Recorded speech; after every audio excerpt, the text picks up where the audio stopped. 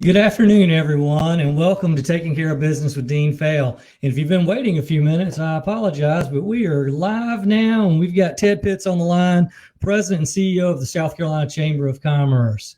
So today's show is made possible by a number of our sponsors, including Comporium, Founders Federal Credit Union, INSP Crossridge, MUSC Health, the Langston Medical Center, Nutramax Laboratories, Oceana Gold Health Operation, PCI Group, and also Haynes Full Circle Benefits, who provides us the use of their studio. And we're going to have a quick message from Marty Haynes. Employee benefits are the best way to retain valuable employees. What you offer, ease of enrollment, and how you manage the cost of those benefits is very important. Healthcare is expensive. Some employees may delay or forego care. Are you just accepting that renewal increase, or are you actively managing the cost of healthcare and benefit design in order to keep the costs manageable for your employees? It's time to lay the groundwork, scrap the cookie cutter approach, and develop customized solutions that meet the goals of your business and the needs of your employees. If you are ready for real alternatives and a trusted advisor, give us a call.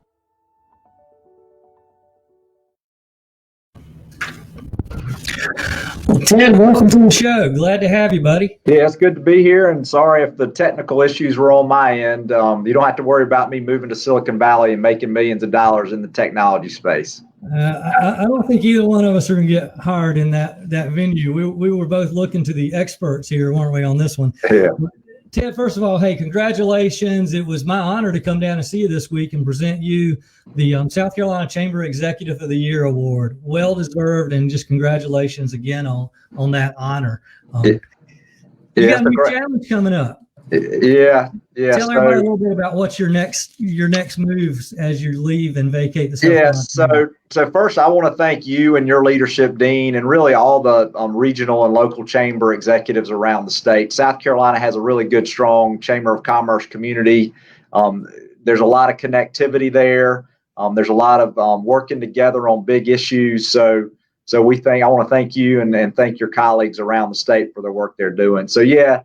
I'm leaving the state chamber job. I've been here 6 years, and I'm moving back into the commercial real estate business. So in a previous life, it seems like now I was a commercial real estate broker with a firm, Wilson Kibler, commercial real estate company, based here in Columbia, but has an office in Greenville and one in Charleston as well. So I'm going back over to lead the organization, and really honored that, really my business mentor, Jeremy Wilson, and his partner Marshall Kibler, who's passed away, that they've entrusted me with coming to run the company and take the future and make something great. So I'm excited about that. You're going to do great. With your business acumen, you're going to take that to another whole level. There's no doubt in my mind. Well, tell us, with you going out, what's the near-term and long-term plans there at the state chamber? Yeah, so back when I informed leadership, really at the end of the summer, that I was looking to transition out, they developed a process. At the time, Steve Spinks, the leader of the Spinks Company, which are the gas stations around the state that you see, he was the chair at the time. And then Tim Arnold, who is the president and CEO of Colonial Life, was our incoming chair, and that the state chamber, our year transitions on October 1st. So those two gentlemen and I sat down and kind of charted a path. Tim Arnold created a screening committee or a search committee that's been working really since October, vetting candidates and using a firm out of the upstate, Find Great People, who's led by John U. Pritchard, to start that process. And they're doing their work. I transition out at the end of December in a week or so, and Swati Patel, who's our head of government affairs, is going to serve in the interim capacity while the screening committee finishes their work and hopes to have somebody, they say by the end of the first quarter or into the second quarter, early in the second quarter. Great. Well, I think you'll do an excellent job. You've been a real asset there to the organization on the policy side as it is. Let's jump in and talk a little bit about the highlights for 2020. It's been a strange year, but you guys were still successful in accomplishing some legislation and action. Talk about that a bit. Yeah, so really, the big thing, obviously, in March, the General Assembly had to transition from working in a normal legislative session, looking at the largest surplus in the budget's history, in our state's budget history, and quickly pivot and look at what we can do during a COVID environment to help our businesses that have been forced to shut down. So the General Assembly deserves a lot of credit really on two fronts. The first is on tax relief, pseudo tax relief. So every business pays unemployment taxes. In South Carolina, back in 08 and 09, ended up with a trust fund that was in disrepair. We had to borrow over $1 billion from the federal government to pay unemployment benefits to folks. So the General Assembly put in place a mechanism to repair that trust fund and build it up. So we went from $1 billion in debt to $1 billion in the trust fund. And, it's interesting. The COVID hits in March. Our Department of Employment Workforce says by September 1st, we will have fully depleted the trust fund with payment. So the General Assembly deserves a lot of credit. They took some of the CARES Act funding and put into that trust fund, backfilled it, so businesses wouldn't get a huge tax increase with their pseudo taxes, and they would be able to pay benefits. So that's the first thing the General Assembly deserves credit for. The second thing is, in a COVID environment, operating at home and the technology we're using here today. Pre-COVID, I probably would have driven to Lancaster and you and I would have sat down and done this. Well, post-COVID, technology is key and broadband is key. And there are parts of every county in South Carolina that are not served with broadband access, which means telemedicine, e-learning, telework is not available to them. So the General Assembly really put a focus on broadband. On the congressional level, Congressman Clyburn's kind of led the charge there. On the state level, Senator Alexander out of Oconee led the charge here. So there's really a lot of work. The House and the Senate deserve a lot of credit for their focus on that to help expand broadband across the state. Working with the legislators, it's always can be a challenge, and it can be somewhat adversarial at times. We've experienced that. You've experienced that. I did get one question thrown at me this week when they saw that we were going to have you on the air. What's your relationship right now with you, South Carolina Chamber, and some of the legislators? I know there's a little bit dust up this summer. Yeah, here's what I'll tell you, that it's the state chamber and the business community's job to come up with proposals, and one of those proposals that we got pushback from some in the General Assembly on is liability protection. So South Carolina is really one of the few states in the country that hasn't done anything related to COVID liability protection, and we worked hard on that, and unfortunately the General Assembly didn't take it up. There was a bill that was introduced, but it was introduced to a committee that didn't have a chairman in the House, and then in the Senate, they couldn't get it brought up because of the rules and folks that opposed it.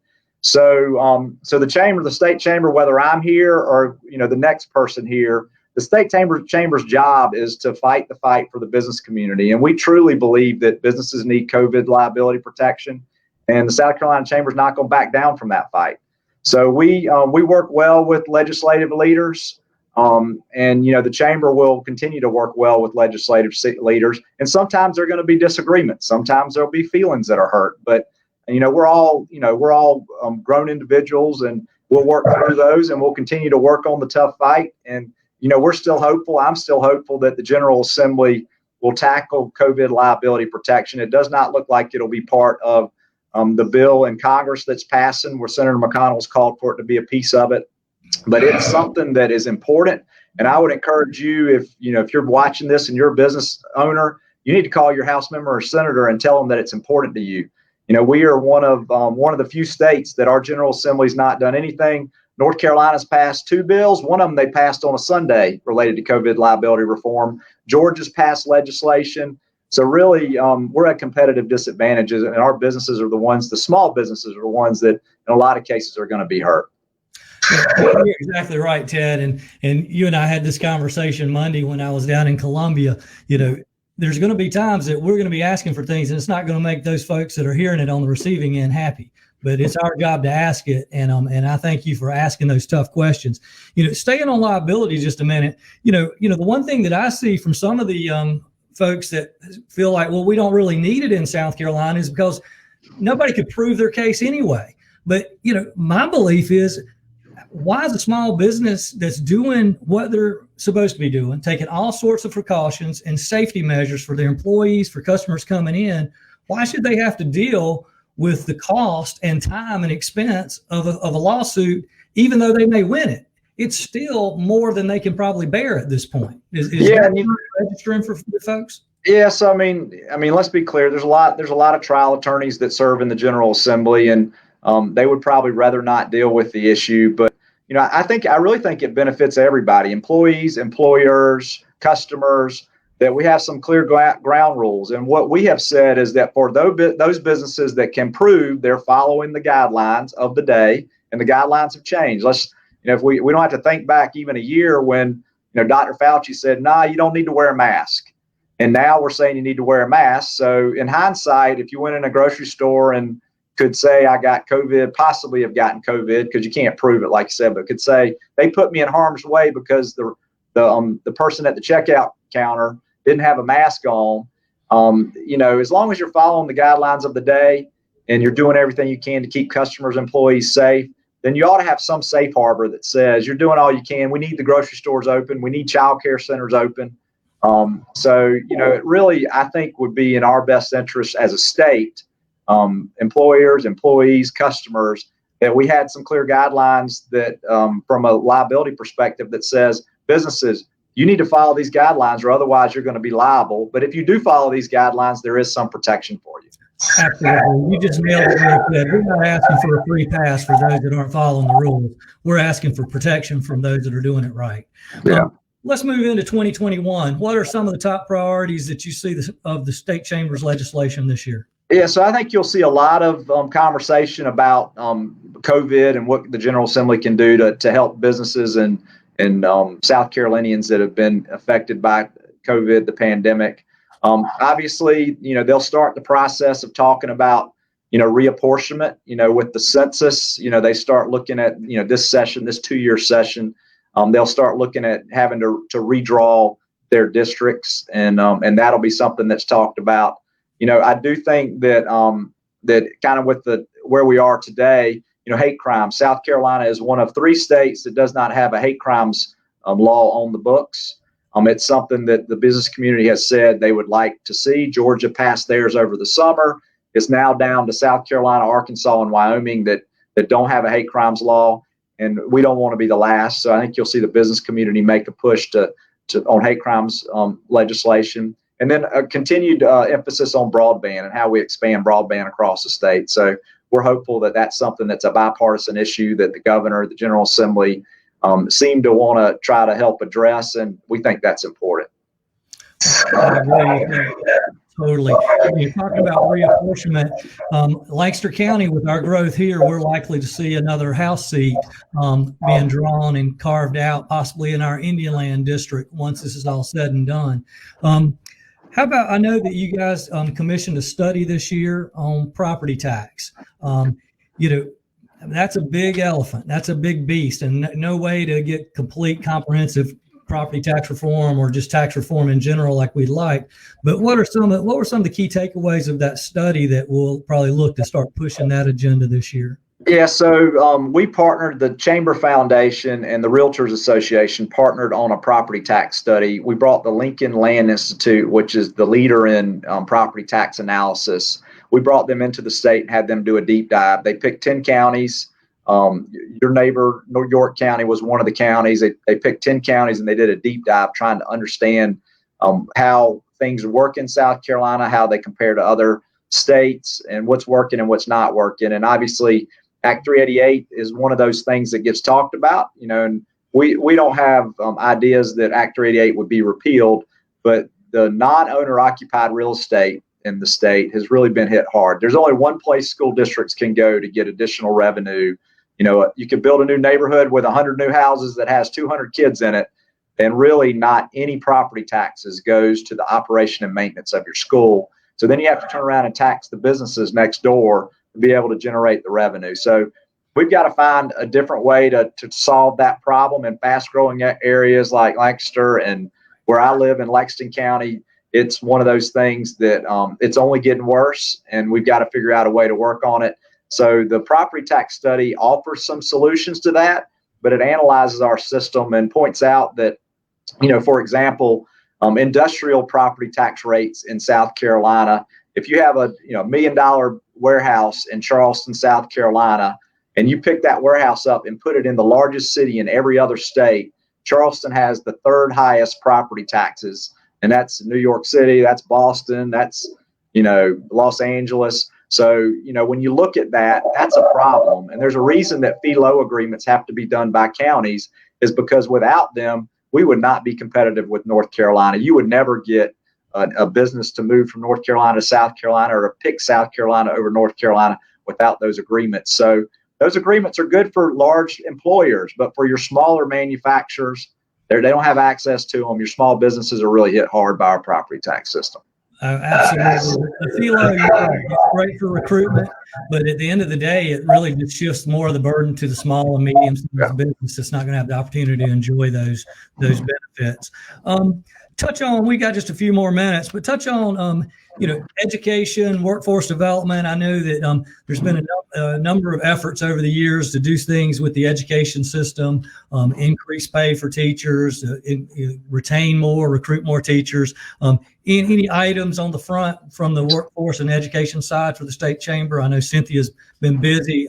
Really like the toolkit that you guys just put out on diversity and inclusion this week. I've been unpacking that the last couple of days. Some impressive items there. Yeah, no, and thank you, Dean. And Cynthia Bennett, who's our VP of Education and Workforce, also manages our diversity and inclusion efforts.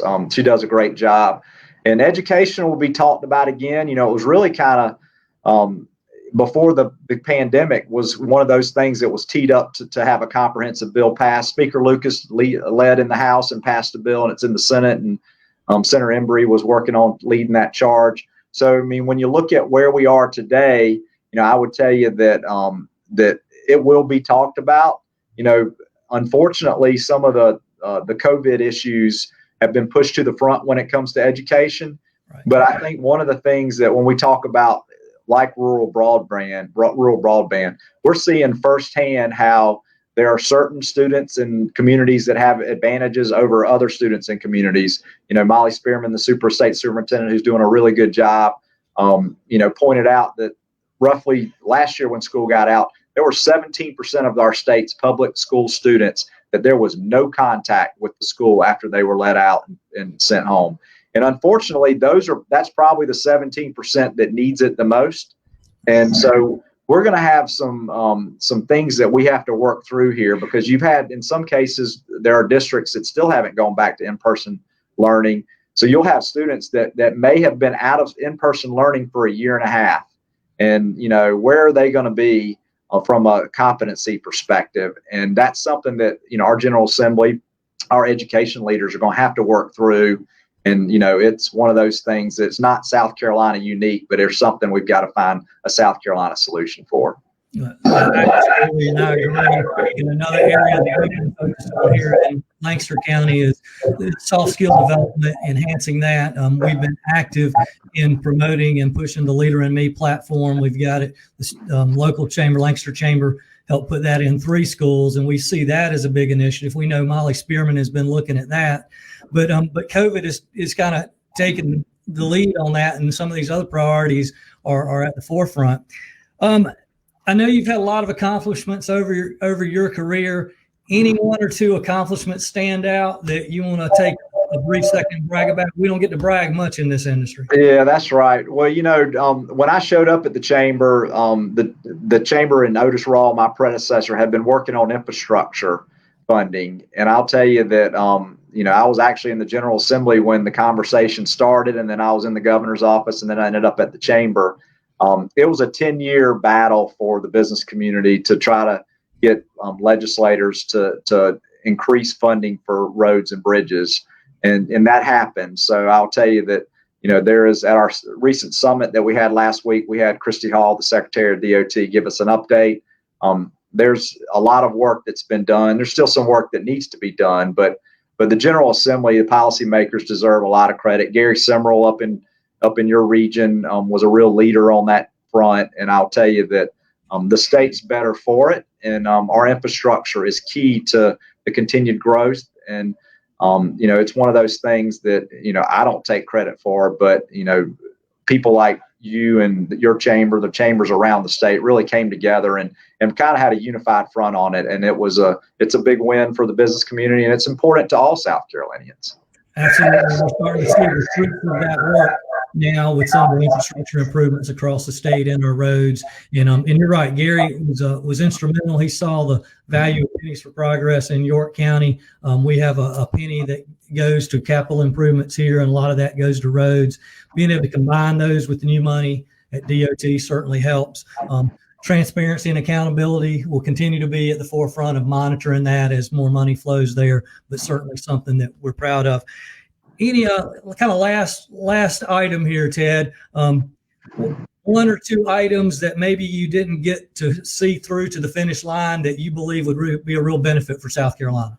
So tax relief. So when you look at what North Carolina did, I guess probably been about 8 or 9 years ago now, when they did comprehensive tax reform and basically took North Carolina from one of the worst tax states for businesses and generally per the tax foundation and made them one of the top tax structures, continuously being recognized by Forbes as the #1 best place to do business.